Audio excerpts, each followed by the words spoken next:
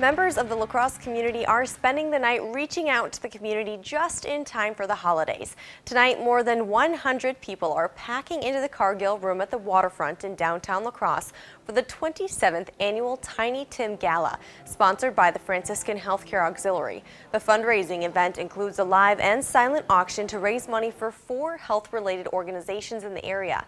Organizers say taking time to help those in need is a big part of what makes a community succeed. There's so many family stories and small events, and then there's larger things that need so much funding. And sometimes we're so into being compassionate and helping, and that's what makes it all work really well. Is that there are compassionate people who can help. The focus for several of the recipients this year is children. News 8's Pauline Lee talked to 2 of the organizations benefiting from this year's event and joins us live in the studio with what the extra funds means to them. Well, some of these organizations rely on a generous amount of community support to be able to provide kids with a nutritious meal or a safe place to go when they don't have any other options. And the funds from this event will greatly help as the need for these types of services continue to grow.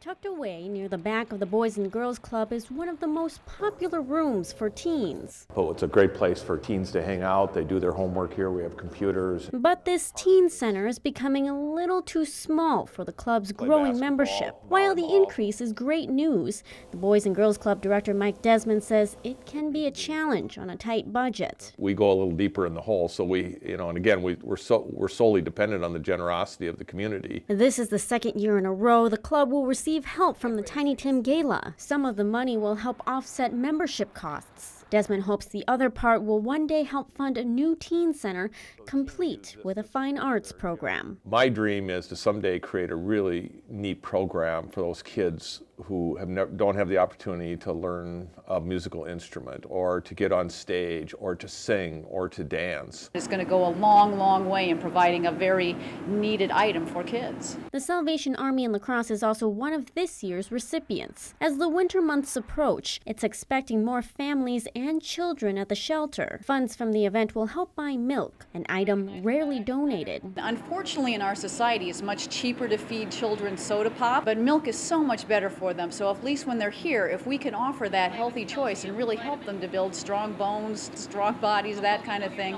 then it's just better all the way around. And with so many deserving organizations in the area, both are humbled to receive help this year. They believe in our mission, they see what we're doing, and they've decided to invest in that, and we think that's really neat.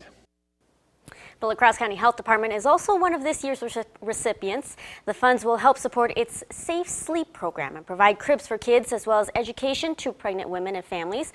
The National Alliance on Mental Illness of La Crosse County will also benefit from this year's gala. The program plans to use its share of the funds to purchase educational materials for families who have loved ones with mental illness.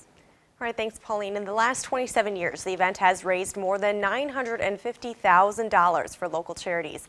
The final total for this year's fundraiser will be available in about a week.